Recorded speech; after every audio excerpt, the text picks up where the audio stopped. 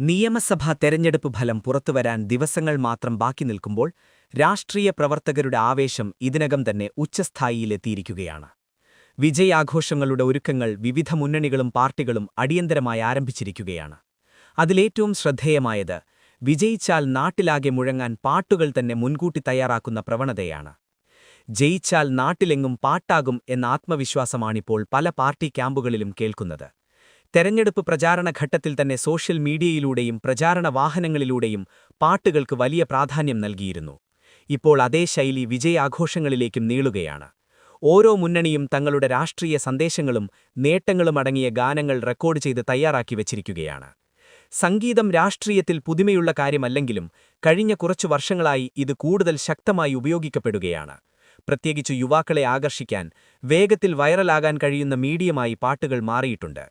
തെരഞ്ഞെടുപ്പ് ഫലം അനുകൂലമായാൽ ഈ പാട്ടുകൾ ട്രക്കുകളിലും ജാഥകളിലും സോഷ്യൽ മീഡിയ പ്ലാറ്റ്ഫോമുകളിലും നിറഞ്ഞു നിൽക്കും. വിവിധ ജില്ലകളിൽ ഇതിനകം തന്നെ പ്രാദേശിക കലാകാരന്മാരെ ഉൾപ്പെടുത്തി പാർട്ടി ഗാനങ്ങൾ തയ്യാറാക്കുന്ന പ്രവണത ശക്തമാണ്.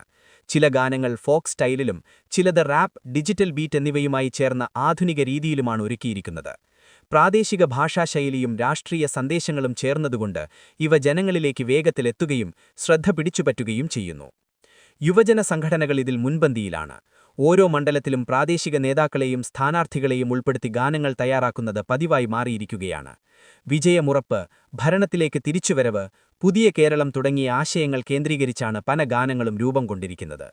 ഇത് വെറും ആഘോഷമല്ല, ഒരു രാഷ്ട്രീയ പ്രചാരണ തന്ത്രത്തിന്റെ തുടർച്ച കൂടിയാണ്.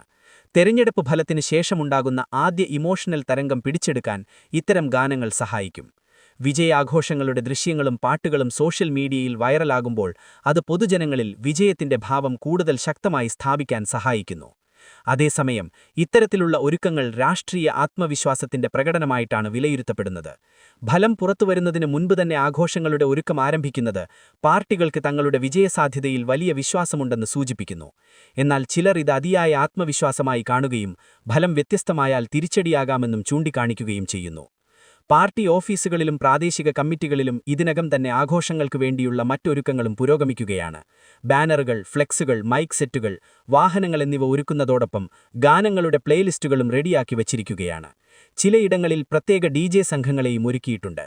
സോഷ്യൽ മീഡിയ പ്ലാറ്റ്ഫോമുകളിൽ ഇതിനകം തന്നെ വിജയഗാനങ്ങൾ എന്ന പേരിൽ ചില പാട്ടുകൾ പ്രചരിച്ചു തുടങ്ങിയിട്ടുണ്ട്.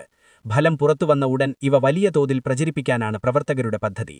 വാട്സാപ്പ് ഗ്രൂപ്പുകൾ, ഫേസ്ബുക്ക് പേജുകൾ, ഇൻസ്റ്റഗ്രാം റീലുകൾ വഴി ഈ ഗാനങ്ങൾ വൈറലാക്കാൻ പ്രത്യേക ടീമുകളും പ്രവർത്തിക്കുന്നുണ്ട്. എന്നാൽ തെരഞ്ഞെടുപ്പ് ഫലത്തിന്റെ യഥാർത്ഥ ചിത്രം വ്യക്തമാകുന്നത് മെയ് 4-നാണ്.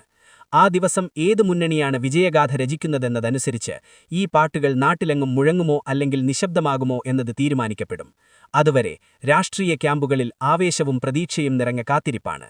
ആകെക്കൂടി ഇത്തവണത്തെ തെരഞ്ഞെടുപ്പ് രാഷ്ട്രീയ പോരാട്ടത്തിനൊപ്പം സാംസ്കാരിക പ്രകടനങ്ങളുടെയും ആഘോഷങ്ങളുടെയും പുതിയ രൂപങ്ങൾക്കും വേദിയാകുകയാണ്. ഫലം അനുകൂലമായാൽ നാട്ടിലെങ്ങും പാട്ടാകും എന്നത് വെറും വാചകമല്ല, യാഥാർത്ഥ്യമായി മാറാൻ തയ്യാറായിരിക്കുകയാണ്.